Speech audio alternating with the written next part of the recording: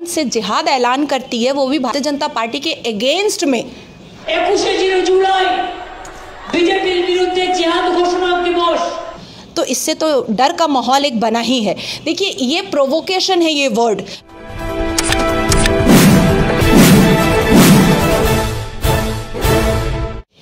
একুশে জুলাই বিজেপির বিরুদ্ধে কোট আনকোট জেহাদ ঘোষণা করেছিলেন মুখ্যমন্ত্রী মমতা বন্দ্যোপাধ্যায়।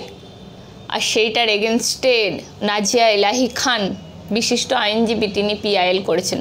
জানবো তার থেকে, আমাদের সঙ্গেই রয়েছেন বিজেপি নেত্রী নাজিয়া এলাহি খান। কি বলবেন দিদি? देखिए, पीआईएल करने के लिए मुझे मजबूर होना पड़ा, इसलिए मैंने पब्लिक इंटरेस्ट लिटिगेशन किया है ताकि मेरे कार्यकर्ता, जो भारतीय जनता पार्टी के जो ज़मीनी कार्यकर्ता है, ग्राउंड लेवल के जो कार्यकर्ता है, जो बहुत गरीब है, बहुत असहाय हैं, उनके पास तो तोलाबाजी का पैसा आता नहीं है, हुड़दंगबाजी का पैसा आता नहीं है, गोरू प्रचार का पैसा आता नहीं है, जैसे तृणमूल के कार्यकर्ताओं के पास आता है। तो ये बेचारे 5-5 रुपए के लिए मोहताज होते हैं अपने एक बेल को कराने के लिए। साल भर उनको घर से बाहर रहना पड़ता है। रिसेंटली आप लोगों ने देखा होगा कि हाई कोर्ट से मैंने कई लोगों का बेल करवाया जो साल भर से घर से भागे हुए थे। महिलाएं जो भागी हुई थी उनका मैंने बेल कराया है। पुलिस इन एक्शन करा करके पुलिस सेफ्टी और सिक्योरिटी के साथ घर जाके पहुंचाया है। तो ऐसे सिचुएशन और ऐसे सिनेरियो पर अगर एक कॉन्स्टिट्यूशन पर हाथ रख करके शपथ ली हुई एक चीफ मिनिस्टर एक पब्लिक प्लेस में और मीडिया के सामने अपनी पॉलिटिकल पार्टी के मंच से जिहाद ऐलान करती है, वो भी भारतीय जनता पार्टी के अगेंस्ट में, तो इससे तो डर का माहौल एक बना ही है। देखिए, ये प्रोवोकेशन है, ये वर्ड। मैं नहीं कहती हूँ कि कुरान में मैंने जिहाद के बारे में नहीं पढ़ा है, मैंने बहुत अच्छे से बहुत पूरे तरीके से मैंने पढ़ा है और जिहाद का जिक्र जहाँ जहाँ पर और किन किन चीज़ों के लिए है वो भी मैंने पढ़ा है। कुरान पर मैंने पूरा रिसर्च करके रखा हुआ है। जिहाद का मतलब ही है टू बेटर हर सेल्फ। तो क्या वो भारतीय जनता पार्टी के अगेंस्ट में अपने आप को बेटर करना चाहती हैं? नहीं। उन्होंने कहा कि मैं ऐलान करती हूँ भारतीय जनता पार्टी के अगेंस्ट जिहाद 21 जुलाई से। इसका मतलब है रिलीजियस वॉर। अब वो किसको प्रोवोकेशन दे रही हैं? वो मुसलमानों को प्रोवोकेशन दे रही हैं। वो मुसलमान जिनको ना ही कुरान की तालीम है, ना ही कुरान के मायने का मतलब पता है और ना ही उनको कॉन्स्टिट्यूशन के बारे में पता है, जिनकी शिक्षा अधूरी भी नहीं है, बिल्कुल ख़त्म है, ऐसे मुसलमानों को वो जिहाद के बारे में बता रही हैं।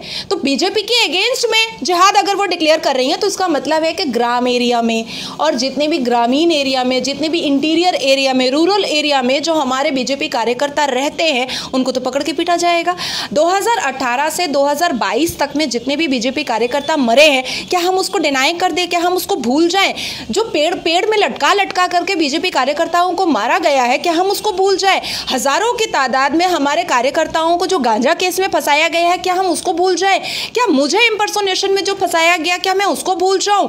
क्या मैं अजमल कसब को भूल जाऊं जिसने जिहाद के नाम पर पूरे इंडिया का, एक सेक्युलर कंट्री का पीस एंड ब्रीच को हार्म किया था? क्या मैं उदयपुर की घटना भूल जाऊं? तो जिहाद के नाम पर ऐसी हज़ारों घटनाएं हैं जिसको मैं बता सकती हूँ, अभी गिनवा सकती हूँ। क्या बांग्लादेश से आए हुए वो तमाम टेररिस्ट अटैक को भूल जाऊँ जो रिसेंटली 2019 में भी पकड़ाए हैं बॉम्बे एनआईए की तरफ से?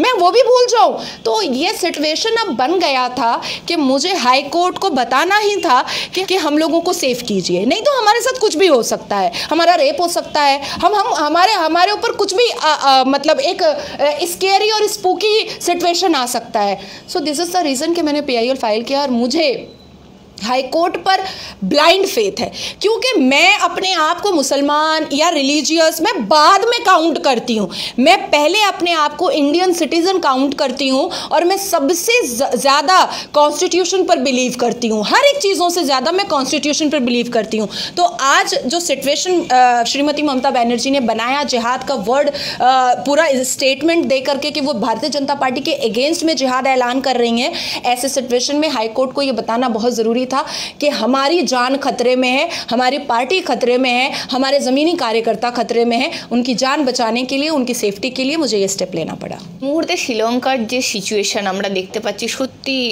মানুষের অবস্থা খুব খারাপ। তারা দেখতে প্রেসিডেন্টের বাসবাড়ি তারা রীতিমতো কিন্তু দখল করে নিয়েছেন। কি বলবেন এই পরিস্থিতিতে? देखिए, श्रीलंका के जो कंडीशन है और हालात हैं वो दिन ब दिन बिगड़ते हुए दिखाई दे रहे हैं, दिन ब दिन बिगड़ता हुआ नज़र आ रहा है। लेकिन आप अब मुझे एक बात बताएं कि मैं एक ऐसे स्टेट में बैठी हूँ जिसके हालात बद से बदतर है। अब ऐसे सिचुएशन में अगर मैं श्रीलंका के बारे में बात करूं और पश्चिम बंगाल के बारे में बात ना करूं तो वो भी एक पार्शियलिटी हो जाएगी। आज श्रीलंका से भी बदतर हालात हमारे पश्चिम बंगाल के हैं। आप उंगली पे गिन सकती हैं, शारदा नारदा चिट फंड, गुरु प्रचार, आपका कोयला चोरी, आपका टेट, आपका एसएससी। कौन सा ऐसा विभाग है जहां पर चोरी चमारी नहीं है? कौन सा ऐसा सेंट्रल गवर्नमेंट का डिपार्टमेंट है जहां पर गलत नहीं हो रहा है? कॉर्पोरेशन, म्यूनिसिपैलिटी और पंचायत में धड़ल्ले से सेंट्रल गवर्नमेंट ऑफ इंडिया की ज़मीन को हड़प किया जा रहा है और उस पर बिल्डिंगें खड़ी की जा रही हैं। कैंटोनमेंट प्रॉपर्टी को हड़प किया जा रहा है और उस पर बिल्डिंगें खड़ी की जा रही हैं और करोड़ों रुपए कमाए जा रहे हैं। मैं श्रीलंका के लिए नहीं कहूँगी कि वहाँ के हालात बदतर नहीं है, बहुत बदतर है और उसको संभालने के लिए बहुत लोग हैं, लेकिन पश्चिम बंगाल को संभालने के लिए सेंट्रल गवर्नमेंट का इन्वॉल्वमेंट बहुत ज़रूरी है। सेंट्रल गवर्नमेंट का अधिकार यहाँ पर बहुत ज़रूरी है, जो श्रीमती ममता बनर्जी लेने नहीं दे रही हैं। आज श्रीमती ममता बनर्जी हर एक जगह ये कहती हैं कि ये योजना उनका है, ये आया हुआ योजना उनका है। क्या वो भूल रही हैं कि घटाल में 1500 करोड़ रुपए सेंट्रल गवर्नमेंट ने दिया? मैंने न्यूज़ चैनल पर चिल्ला कर कहा है कि 1500 करोड़ में 15 रुपया भी दीदी को मत देना, नहीं तो पूरा का पूरा 1500 करोड़ कहाँ चला जाएगा? किसके? फरहाद हकीम के पॉकेट में जाएगा, पार्थो चैटर्जी के पॉकेट में जाएगा, केस्टो के पॉकेट में जाएगा और जनता के पास बचेगा 15 रुपया। तो ऐसे पॉलिटिकल लोग जहां जहां बैठे रहेंगे वहां सरकार और वहां का स्टेट और कंट्री के हालात ऐसे ही होंगे। देखिए, जब हम एक बड़े चेयर पर बैठते हैं तो हमारे ऊपर सबसे ज़्यादा रिस्पॉन्सिबिलिटी हमारी जनता की होती है। जब हम एक पॉलिटिकल लीडर होते हैं, जब हम किसी ऑनरेबल चेयर पर बैठते हैं, अब उस चीज़ को अगर हम नहीं मुकम्मल करते हैं और जनता के बारे में बाद में सोच करके अपने रेंज रोवर के बारे में पहले सोचते हैं या अपने हम डॉल्चे गबाना का चश्मा पहले लगाने के बारे में सोचते हैं, अपने स्टाइल के बारे में पहले सोचते हैं, तो श्रीलंका का हालात भी दिख रहा है हमको और पश्चिम बंगाल का हालात भी दिख ही रहा है हमको। দিদি আপনাকে অসংখ্য ধন্যবাদ আমাদেরকে এতক্ষণ সময় দেওয়ার জন্য। নমস্কার।